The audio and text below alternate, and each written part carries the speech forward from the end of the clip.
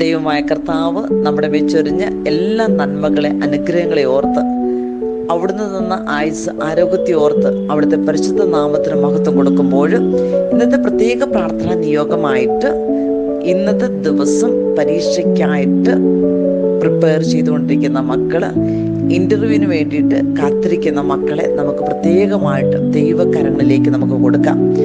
ദൈവമായ കർത്താവ് നമ്മളോട് പറയുന്ന ഒരു കാര്യമുണ്ട്: വിശ്വാസത്തോടെ പ്രാർത്ഥിക്കുകയും യാചിക്കുകയും ചെയ്യുന്ന എന്തും ഞാൻ നിങ്ങൾക്ക് നൽകുമെന്ന് നമുക്ക് വിശ്വസിക്കാം. നമ്മൾ പ്രത്യാശയോടെ ഈശോയാകുന്ന വാതിലിൽ നമ്മൾ മുട്ടുകയാണ്.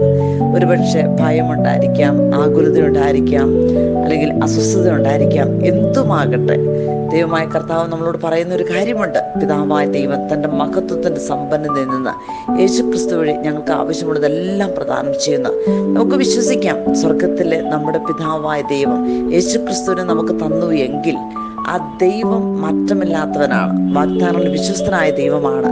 ദൈവത്തിൻ്റെ കരങ്ങളിലേക്ക് പരീക്ഷാ ഭയത്താല് അല്ലെങ്കിൽ ഇന്റർവ്യൂവിന് വേണ്ടി കാത്തിരിക്കുന്ന ആ മക്കളുടെ എല്ലാ ഉത്കണ്ഠകൾ ദൈവം തന്നെ ഏറ്റെടുക്കട്ടെ.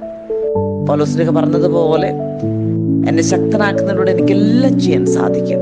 നമ്മളെ ശക്തനാക്കുന്ന നമ്മുടെ ദൈവം ഉന്നതമായ വിജയം നൽകി നമ്മളെ അനുഗ്രഹിക്കുന്നവരാണ്.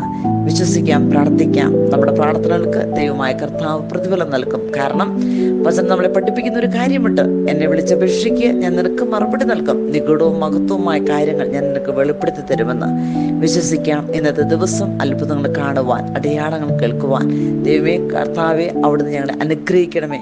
പരിശുദ്ധ അമ്മയുടെ വലിയ മധ്യസ്ഥം, ഈശോയുടെ വലിയ കാരുണ്യം, അതിലുപരി പരിശുദ്ധാത്മാവിന്റെ വലിയ കൃപാകടാക്ഷം നമ്മുടെ ഓരോരുത്തരും ജീവിതത്തിൽ ഉണ്ടാകുന്നതിന് വേണ്ടിയിട്ട് നമുക്ക് പ്രത്യേകം നമ്മുടെ ജീവിതത്തെ സമർപ്പിക്കാം. ഈശോ ആഗ്രഹിക്കുന്ന രീതിയിൽ ഇന്നത്തെ ദിവസം മുന്നോട്ട് പോകാനുള്ള കൃപ ദൈവം തന്നെ നമുക്ക് പ്രദാനം ചെയ്യട്ടെ.